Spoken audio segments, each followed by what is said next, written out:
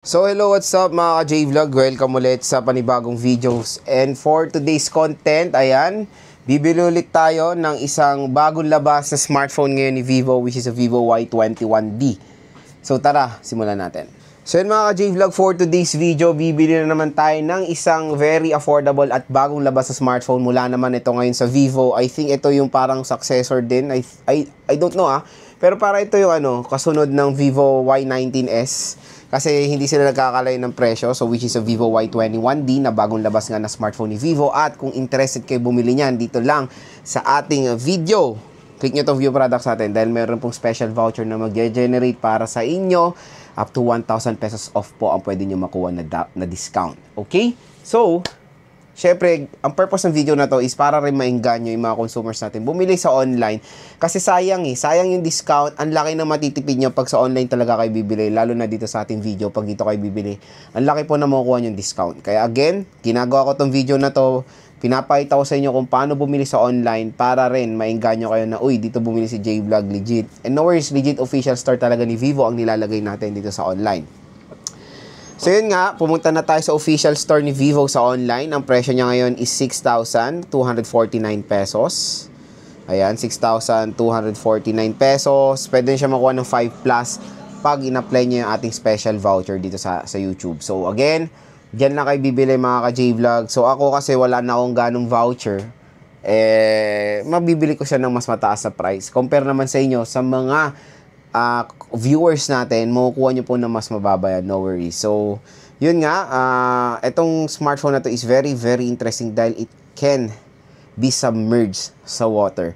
Kasi meron siyang IP64 and IP69 water and dust resistant. So, for an entry-level smartphone or pwedeng possible na budget smartphone kasi below 6,000 pesos, pwede pong masubmerge sa tubig kasi meron siyang protection na IP68 and IP69 water and dust resistant. So, yan ang nakaka-excite dito sa Vivo Y21D. So, tara, samahan niyo ako mag-order na ito ngayon. So, ayan, nandito tayo ngayon sa official store. So, nandito ngayon tayo sa official store ni Vivo sa online.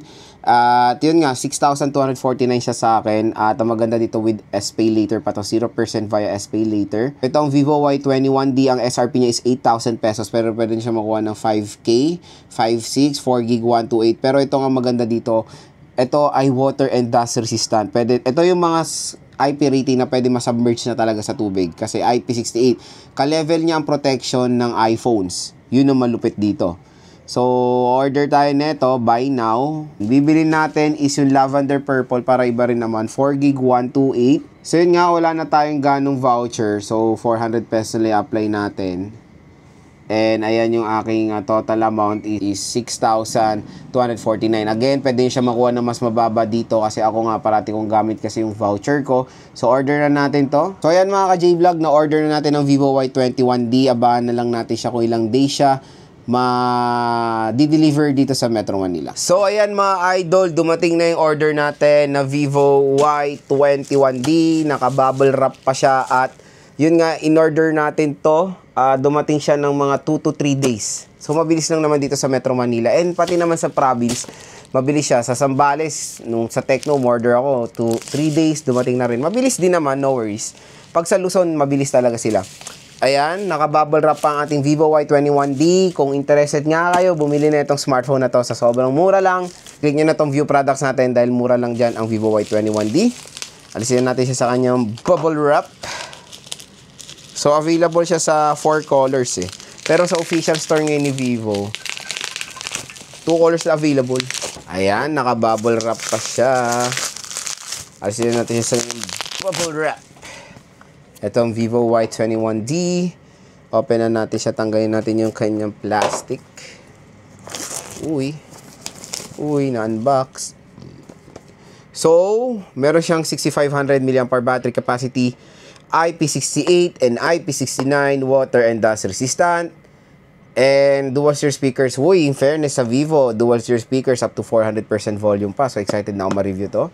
Open na natin. Siyempre, pagdating kay Vivo, hindi talaga ako biligo niyan when it comes sa design.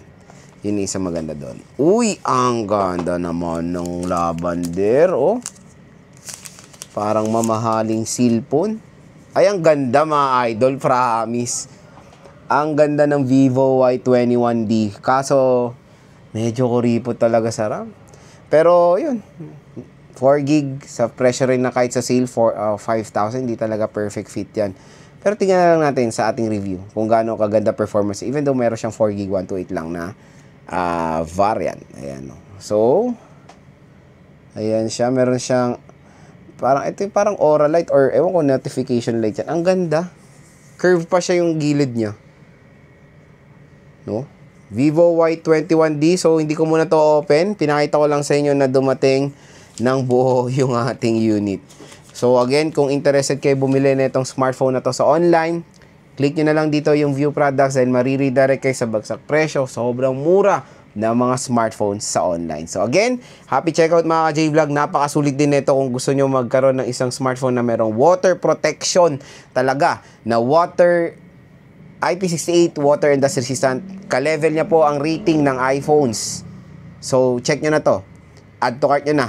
Napakamura rin naman netong Vivo Y21D.